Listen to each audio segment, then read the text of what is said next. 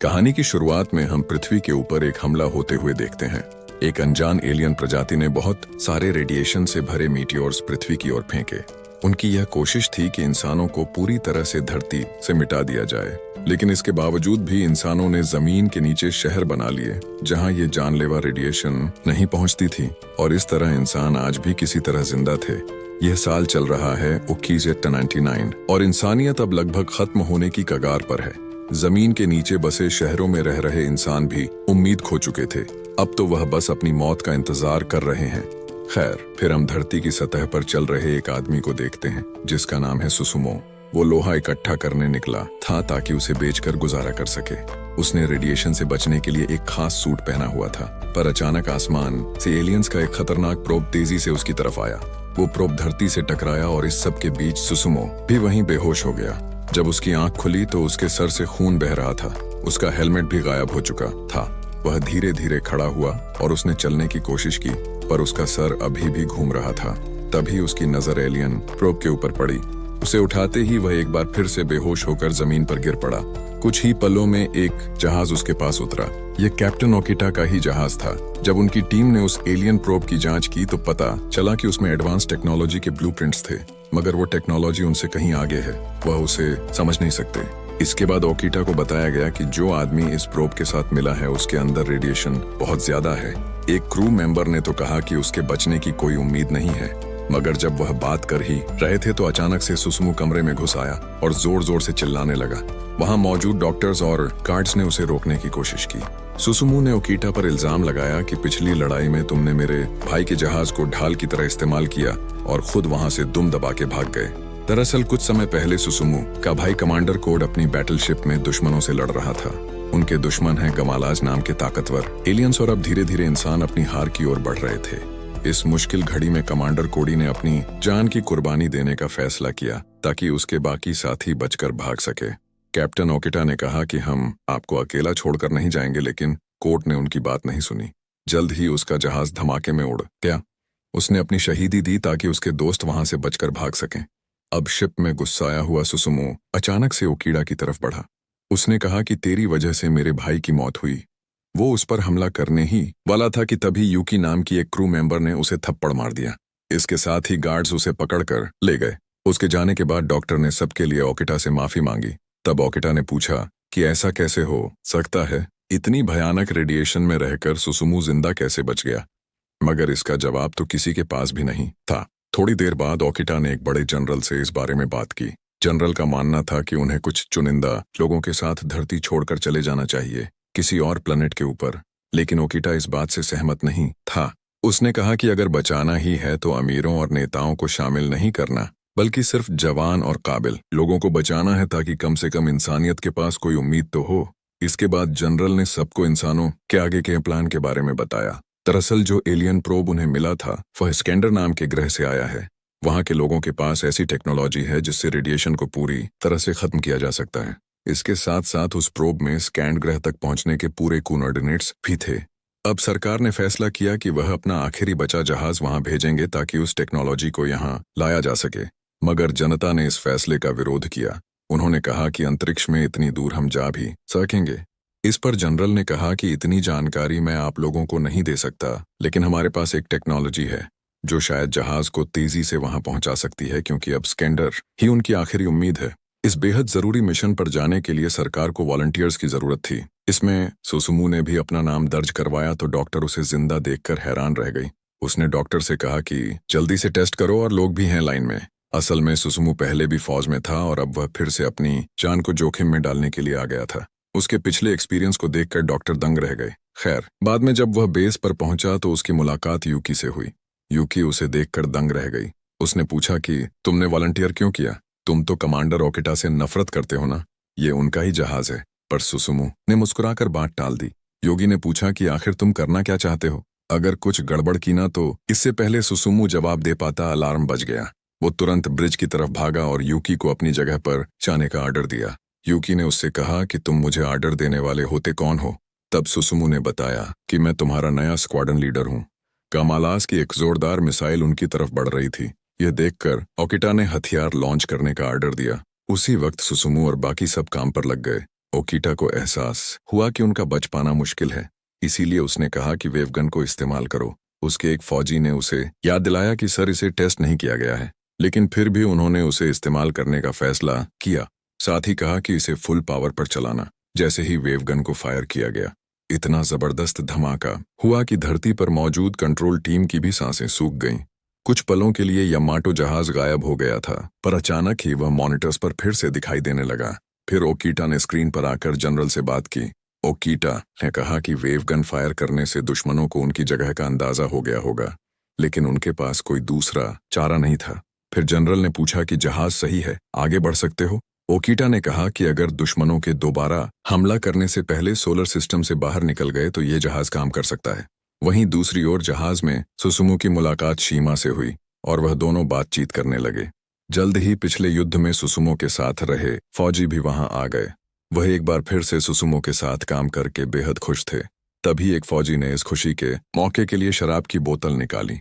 इसी दौरान हम यूकी को देखते हैं जो एक टेबल पर अकेली बैठी थी। वह इस बात से चिढ़ी हुई थी कि सब लोग सुसुमू को इतनी तवज्जो दे रहे हैं। जब उन्होंने यूकी को भी अपने साथ शामिल होने के लिए बुलाया तो वह भड़क गई।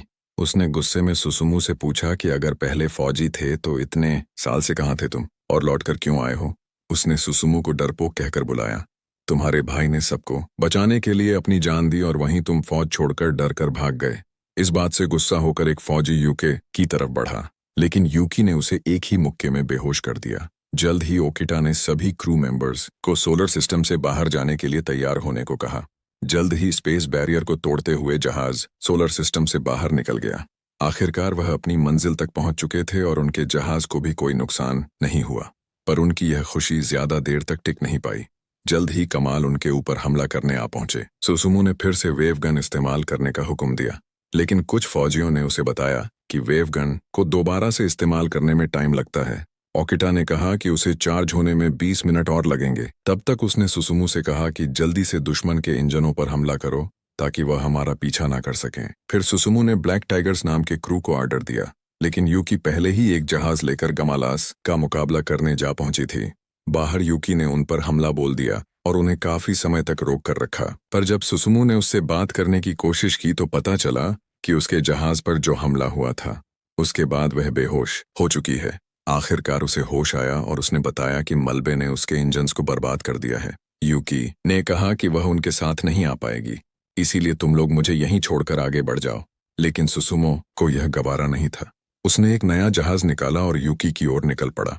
वो उसके जहाज तक पहुंचा और यूकी से कहा कि मेरे इशारे पर कूद जाना। उसी समय हम देखते हैं कि एक बहुत बड़ी फौज उनके जहाज की तरफ बढ़ रही थी। ओकीडा ने कहा कि जल्दी से उनके ऊपर हमला करो। इधर सुसुमू यूकी के बेहद करीब पहुंच गया और इशारा मिलते ही वह उसके जहाज पर कूद गई। उधर ओकीटा ने एक जबरदस्त प्लान बनाया। जैसे ही दुश्मन उनके करीब पहुंचेगा तो वह साइड में रोल होकर भाग जाएंगे। उसने पूरे क्रू को सावधान हो जाने को कहा। इन दुश्मनों से बचने के बाद वह सुसुमू और यूकी को लेकर वापस सोलर सिस्टम में जाएंगे। कुछ ही पलों में जैसे ही दुश्मन उनके करीब आए तो वह हमला करने की एक्टिंग करते हुए साइड से भाग निकले। साथ ही सुसुमो और यूकी भी जल्दी से शिप के अंदर आ गए। सुसुमो यूकी को अपनी बाहों में लेकर भागता हुआ अंदर आया। जैसे ही उसे होश आया तो स्ट्रेचर पर डालकर इलाज के लिए ले जाया गया। इसके बाद ओकीटा वहां आया और उसने सुसुमो से कहा कि तुम्हारी इस जांबाजी के चक्कर में सबकी जान खतरे में पड़ गई थी। मगर सुसुमो ने कहा कि मेरे काम करने का तरीका यही है, मैं अपने किसी साथी को मरने के लिए नहीं छोड़ता तुम्हारी तरह। यह सुनते ही ओकीटा ने गुस्से में आकर उसे जेल में डाल दिया। थोड़ी देर बाद चीफ टाकुगावा जेल में उससे मिलने गया और सुसुमो का मजाक उड़ाने लगा। सुसुमो पहले ही गुस्से में था क्योंकि उसके मुताबिक उसने जो किया वह सही था। उसे देखकर टाकुगावा ने कहा कि ओकीडा भी अपनी जवानी में तुम्हारे जैसा ही था। उसी समय डॉक्टर वहां आ गई और सुसुमो ने यूकी की तबीयत के बारे में पूछा। डॉक्टर ने कहा कि अब वह खतरे से बाहर है। फिर वह तीनों साथ में शराब पीने लगे। तब डॉक्टर ने सुसुमो को बताया कि पिछले युद्ध में ओकीडा को एक बहुत ही मुश्किल फैसला लेना पड़ा था। असल में ओकीडा का बेटा भी उस युद्ध में शामिल था। उसका जहाज और पूरा क्रू कभी वापस ही नहीं लौटा। खैर थोड़ी ही देर में ओकीडा ने ऐलान किया कि वह सोलर सिस्टम से निकलने वाले हैं। अब वह एक ऐसी जगह पहुंचने वाले हैं जहां आज तक कोई इंसान नहीं पहुंचा। शायद वह धरती के लोगों से संपर्क भी ना कर पाए। इसीलिए उसने पूरे क्रू को आखिरी बार परिवार वालों से बात करने को कहा। सबने बारी बारी से फोन किया और अंत में सुसुमो की बारी आई। उसे जेल से बाहर निकालकर कम्युनिकेशन रूम में ले जाया गया। उसी समय यूकी कमरे से बाहर आई तो सुसुमो ने उससे पूछा कि तुम ठीक तो हो ना। मगर यूकी अब भी उस पर काफी गुस्सा थी। उसने कहा कि वह इस मिशन को जोखिम में डालने की बजाय मरना पसंद करती। खैर, सुसुमो ने उसकी नाक पर धीरे से छूते हुए उसे शांत रहने को कहा। बाद में कैफे में शीमा ने यूकी से पूछा कि तुम्हें सुसुमो पता है कहाँ है। तो यूकी ने बताया कि वह कम्युनिकेशन रूम में अपने परिवार को मैसेज भेज रहा है। पर शीमा ने कहा, कैसा परिवार? उसका इस दुनिया में कोई नहीं है। उसका पूरा परिवार एक बम धमाके में मारा गया और फिर उसका भाई भी शहीद हो गया। तब से सुसुमो एकदम अकेला हो गया था। उस दिन के बाद से सुसुमो ने फौज छोड़ दी। वहीं दूसरी तरफ सुसुमो मैसेज रूम में बिल्कुल अकेला बैठा था।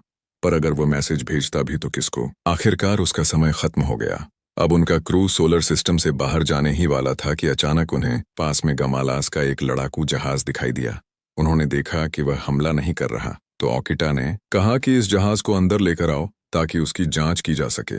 बाद में ओगिडा का मेडिकल टेस्ट हुआ तो डॉक्टर ने खुलासा किया कि आपकी बीमारी और बढ़ चुकी है। अब उसके पास ज्यादा समय नहीं बचा। वहीं दूसरी ओर बाकी का क्रू जहाज की जांच कर रहा था। अचानक उसका एलियन पायलट जिंदा हो गया और उसने हमला बोल दिया। मगर उसने साटो नाम के एक आदमी को अपने वश में कर लिया। फिर उस एलियन ने बताया कि मेरा नाम डेस्ला है। सुसुमो ने उससे पूछा कि तुम लोग धरती पर हमला क्यों कर रहे हो? तो डेस्ला ने हंसते हुए कहा कि हम धरती के ऊपर हमला नहीं कर रहे, बस इसे पहले से बेहतर बना रहे हैं। उसी पल यूकी अंदर आई तो सुसुमो ने साटो को अपनी स्टन गन से शूट कर दिया, जिसके बाद एलियन ने तुरंत साटो का शरीर छोड़ दिया। इसके बाद वह सब कैफेटेरिया में इकट्ठा हुए और साटो दर्द से करा रहा था, जिसे देखकर बाकी सब हंसने लगे। खैर, बाद में सुसुमो ओकिटा से बात करने पहुंचा। ओकिटा ने उससे पूछा कि क्या वह अगला कैप्टन बन सकता है। असल में मामारू अगला कैप्टन बनने वाला था, मगर अब वह चाहता था कि सुसुमो कैप्टन बने। लेकिन सुसुमो ने इसके लिए साफ इनकार कर दिया क्योंकि वह ओगिडा के हिसाब से काम तो नहीं कर सकता। तब ओगिडा ने उससे कहा कि तुम्हारे जैसे मन में आए वैसे करना। फिर ओगिडा ने अपना रेडियो उठाया और ऐलान किया कि अब से सुसुमो अगला कैप्टन होगा। फिर अचानक से गमालास का हमला हुआ और पूरा क्रू उनका जवाब देने के लिए तैयार हो गया। उसी वक्त वह एलियन शिप चमकने लगी। असल में शिप के जरिए गमालास को उनकी लोकेशन मिल गई थी। सुसुमो ने ऐन वक्त पर मोर्चा संभाला और सबको ऑर्डर्स दिए। तब एंडो ने बताया कि लिफ्ट खराब हो गई है और वह सभी वहीं फंस चुके हैं। सुसुमो ने उन सबको वहीं रुकने को कहा। फिर उसने वेव गन तैयार की और जबरदस्त फायर किया। उन्होंने शिप को तबाह कर दिया था, पर तभी उन्हें एहसास हुआ कि नीचे से भी हमला हो रहा है। सुसुमो ने देखा कि यह हमला तीसरे ब्रिज की ओर था, तो उसने थोड़ा हिचकिचाते हुए यूकी को इसे संभालने को कहा। यूकी ने तीसरे ब्रिज पर फायर किया और वह सीधा दुश्मन जहाज पर जा गिरा। इसके बाद सुसुमा ओकिडा के पास गया और उसे सब कुछ बताया। असल में तीसरे ब्रिज में 6 क्रू मेंबर्स की मौत हो गई थी और अब सुसुमा को लग रहा था कि वह कैप्टन बनने के लायक ही नहीं है। ओकिडा ने पूछा कि तुम वापस क्यों आए हो। इस पर सुसुमो ने कहा कि मैं ये देखना चाहता था कि तुम किस तरह के इंसान हो और साथ ही वह धरती को फिर से एक बार हरा भरा देखना चाहता है। फिर उसने ओकिटा से पूछा कि मैंने कैप्टन के तौर पर जो कुछ किया क्या वह सही था। ओकिटा ने खड़े होकर सुसुमो को अपने तजुर्बे से एक सलाह दी और कहा कि वह कैप्टन के तौर पर अपने फर्ज को ईमानदारी से निभाए। फिर ओकिटा ने कहा कि वह उसे एक बहुत जरूरी बात बताना चाहता है। आखिरकार ओकिटा से बात करके सुसुमो बाहर आया तो यूकी उसके सामने आ गई। वह तीसरे ब्रिज वाली घटना से काफी दुखी हो गई थी, तो सुसुमो ने उससे माफी मांगी क्योंकि यूकी ने यह काम उसके कहने पर ही किया था। मगर यूकी ने कहा कि तुमने सिर्फ अपना फर्ज निभाया है। पर यह कहते ही वह खुद भी रोने लग गई। उसने अपने ही लोगों पर हमला किया था और अब वह इस पछतावे के साथ जिंदा नहीं रह सकती। सुसुमो ने तुरंत उसे गले लगा लिया और फिर दोनों ने एक दूसरे को चूम लिया। तभी अचानक अनाउंसमेंट हुई कि जहाज जल्दी ही सोलर सिस्टम से बाहर जाने वाला है। कुछ ही पलों में उन्हें अपनी मंजिल स्कैंडर दिखाई देने लगी, मगर उनकी खुशी ज्यादा देर तक नहीं टिकी। अचानक स्कैंडर से एक मिसाइल बड़ी तेजी से उनकी ओर बढ़ रही थी और तो और उनकी वेवगन भी अभी चार्ज नहीं थी। अचानक वो मिसाइल 4 हिस्सों में बट गई तो सुसुमो ने सारी बंदूकें एक साथ चलाने का हुक्म दिया। पूरे क्रू ने एक साथ हमला बोल दिया, पर यह भी काफी नहीं था। सुसुमो ने एक बार फिर से सोलर सिस्टम में वापस जाने का फैसला किया, लेकिन ऐसा करने के बाद वह स्कैंड से दोबारा दूर हो गए। बाद में जब उन्होंने मिसाइल की जांच की तो समझ आया कि यह गमालास की मिसाइल थी। पूरे क्रू को लग रहा था कि यह एक जाल है। इसी दौरान सोनाटा ने कहा कि इस कैप्सूल में रेडिएशन जैसा कुछ नहीं था, उनके अंदर सिर्फ कहीं की लोकेशन है। सुसुमो ने कहा कि हमें इस लोकेशन पर जाना चाहिए। अगर ये कोई जाल होता तो इस कैंडल पर पहुंचने के बाद दुश्मन हमारे ऊपर हमला करते ताकि हम कहीं भाग भी ना पाएं। पहले करके क्या फायदा। शायद इसके पीछे कोई कारण होगा कि कमाला आज सुसुमो की टीम को वहां पहुंचने नहीं देना चाहते। अब सुसुमो ने सबको इकट्ठा करके आगे के प्लान के बारे में सोचना शुरू किया। उसने अलग अलग टीम्स बनाकर सबको टारगेट की लोकेशन दे दी। फिर उसने रेडियो से मैसेज भेजकर ऐलान किया कि वह सब जल्द से जल्द स्कैंड प्लैनेट पर लैंड करेंगे। हमें जो मैसेज मिला है हो सकता है कि वह एक जाल हो, पर अगर यह सही निकला तो धरती को बचाया जा सकता है। सुसुमू ने अपने क्रू की हौसला अफजाई की और पूरे जोश से लड़ने को कहा। इसके बाद पूरी टीम काम पर जुट गई। सुसुमू खुद भी एक जहाज लेकर स्कैंड की ओर निकल पड़ा। फिर वह जैसे ही लैंड होने वाला था तो उसे जमीन पर काफी मिसाइल्स दिखाई दी, पर जल्द ही उसका क्रू भी वहां आ पहुंचा। सुसुमो की टीम पर जोरदार हमला हुआ, पर उन्होंने भी मुंहतोड़ जवाब दिया। आखिरकार वो कोऑर्डिनेट्स की जगह पर पहुंच ही गए, मगर उसी पल एलियंस ने उन पर भयानक हमला कर दिया। दोनों दुश्मनों के बीच धुआंधार गोलीबारी शुरू हो गई। कीटो नाम के एक पायलट को गोली लग गई, पर उसने फिर भी उन दुश्मनों का सामना किया ताकि बाकी लोग आगे जा सकें। फिर कुछ क्रू मेंबर्स बताई गई लोकेशन पर पहुंचे। जहां उन्हें स्कैंड मिला तभी एक चमकदार रोशनी निकली। जैसे ही यूकी ने उसे छुआ तो वह उसके वश में आ गई। उसी समय सुसुमू को ओकीडा के साथ हुई बातचीत याद आई। असल में ओकीडा ने उसे बताया था कि रेडिएशन को ठीक करने वाली पूरी कहानी झूठी है। असल में तो उन्हें सिर्फ कोऑर्डिनेट्स और टेक्नोलॉजी मिली थी। सच तो यह था कि यह कहानी सुसुमू की वजह से बनाई गई थी। वो इतनी ज्यादा मात्रा की रेडिएशन के बाद भी जिंदा बच गया था, जिससे सबकी उम्मीद जाग उठी कि रेडिएशन को मिटाया जा सकता है और शायद इस कैप्सूल को भेजने वाले इसका राज जानते हैं। तभी यूकी ने उस चीज के वश में आकर एक मैसेज दिया। उसने बताया कि गमालास और स्कैंडर एक ही प्रजाति के एलियंस हैं। असल में एलियंस का ग्रह खात्मे की कगार पर था, इसीलिए उन्होंने धरती को अपने नए ग्रह के तौर पर चुना, मगर इसके लिए उन्हें सभी इंसानों को मिटाना होगा। मगर सभी एलियंस इस फैसले से सहमत नहीं थे। स्कैंडर ग्रुप के एलियंस इसके खिलाफ थे, इसीलिए उन्हें जेल में डाल दिया गया। तब स्कैंडर वालों ने यह खुफिया कैप्सूल धरती पर भेजा। ऐसा तो कोई डिवाइस नहीं था जो रेडिएशन को पूरी तरह से मिटा सके, मगर अब यूकी यह काम कर सकती थी। सुसुमू के ऊपर रेडिएशन का असर न होने की वजह भी यह कैप्सूल ही था। तभी अचानक यूकी के शरीर से धमाकेदार ऊर्जा निकली, जिससे वहां की सारी रेडिएशन मिट गई। इसके बाद उन्होंने बिना मास्क के सांस ली तो उन्हें कोई भी नुकसान नहीं पहुंचा। उसी पल यूकी के शरीर से वह ऊर्जा बाहर निकल गई और वह वहीं बेहोश हो गई। अब उनका क्रू आगे बढ़ा, पर एक बार फिर से गमालाज ने उन पर जबरदस्त हमला कर दिया। इस मौके पर साइटो और साड़ा ने वहीं रुकने का फैसला किया ताकि सुसुमू और यूकी भाग सकें। सुसुमू ने कहा कि मैं तुम्हें छोड़कर नहीं जाऊंगा, पर साड़ा ने उसकी बात नहीं मानी। जब सुसुमू और यूकी बाहर निकले तो उन्होंने देखा कि क्रू के सभी मेंबर्स मारे जा चुके हैं। वहीं अंदर साइटो और साड़ा अपनी आखिरी सांस तक लड़ते रहे। आखिरकार उन दोनों को गोली लग गई, पर साड़ा ने पहले ही वहां एक बम लगा दिया था। मरने से पहले उसने कई गमालास को मार दिया। सुसुमू और यूकी ने अपने जहाज से यह धमाका देखा। आखिरकार वह अपनी बैटलशिप यामाटो पर वापस लौटे और ओगीटा को सब कुछ बताया। ओकीटा अब काफी बीमार हो चुका था। उसने सुसुमू को सब कुछ सोच समझकर करने को कहा। अब सुसुमू वापस कंट्रोल रूम में गया और स्पेसशिप को वापस पृथ्वी पर ले गया। उन्होंने सबको खबर दी कि उन्हें एक एंटी रेडिएशन डिवाइस मिल गया है। जनरल को तो अपने कानों पर यकीन ही नहीं हुआ। उसी पल ओकीटा की मौत हो गई। इससे पहले कि वह कुछ कर पाता, गमालाज ने एक बार फिर से उन पर हमला कर दिया। पूरा क्रू एक साथ उनका सामना करने के लिए जुट गया। सुसुमू ने टाकुगावा से बात की, मगर टाकुगावा भी बुरी तरह जख्मी हो चुका था। कुछ ही पलों में उसने भी दम तोड़ दिया। तभी अचानक उन्हें एक आवाज सुनाई दी और फिर एक चेहरा दिखाई दिया। उसने पूरे क्रू से कहा कि वह धरती पर कब्जा करने नहीं आए, पर वह इसे लौटा भी नहीं सकते। तभी वह गायब हो गया और क्रू ने देखा कि जहाज के बाहर एक बड़ा सा धमाका होने वाला है। असल में यह एक बहुत बड़ा न्यूक्लियर रिएक्शन था जिसमें पूरी धरती तबाह हो सकती है। मगर सुसुमो ने अब भी हार नहीं मानी और इसे रोकने की कोशिश की। उसने पूछा कि क्या वह वेव मोशन गन का इस्तेमाल कर सकते हैं, लेकिन उसे बताया गया कि जहाज में कुछ खराबी आ गई है। अगर उसका इस्तेमाल किया तो यह जहाज भी उड़ जाएगा। अब वह सोचने लगा कि कुछ भी करके धरती को बचाना तो है ही। उसने पूछा कि वह बची हुई ताकत से कितने शॉट्स लगा सकते हैं, जिस पर उसे बताया गया सिर्फ एक वार करते ही यामाटो पूरी तरह तबाह हो जाएगी। यह सुनते ही उसने सभी क्रू मेंबर्स से कहा कि जहाज को छोड़ दो, अपनी जान बचाओ, निकलो यहाँ से। यूकी ने इससे साफ इनकार कर दिया, पर सुसुमू ने कहा कि यही मेरा आर्डर है। शीमा ने कहा, सर मैं भी आपके साथ यहीं रुकूंगा। लेकिन सुसुमू ने उसे आर्डर दिया कि यूकी को सही सलामत धरती पर लेकर जाओ। यूकी के पास ही वह ताकत थी रेडिएशन को खत्म करने की, इसीलिए उसका सुरक्षित वापस जाना बहुत जरूरी है। जल्द ही सभी क्रू मेंबर्स जहाज से निकल गए, मगर यूकी अब भी राजी नहीं थी। उन दोनों में बहस छिड़ गई और यूकी रोने लगी। सुसुमो ने उसे समझाते हुए कहा कि मेरा कोई परिवार नहीं है, पर जब मैं तुमसे मिला तो पता नहीं क्यों तुम्हारी परवाह करने लगा, और अब वह चाहता है कि यूकी एक हरी भरी धरती पर दोबारा से घूमे। सुसुमो ने उसे अभी के लिए अकेले वापस जाने को कहा और वादा किया कि मैं वापस आऊंगा जिंदा, मगर यूकी अब भी रोते हुए उसके गले लगी हुई थी। सुसुमो के पास कोई चारा नहीं था, इसीलिए उसने अपनी स्टन गन निकाली और यूकी को बेहोश कर दिया। फिर शीमा उसे अपने साथ ले गया।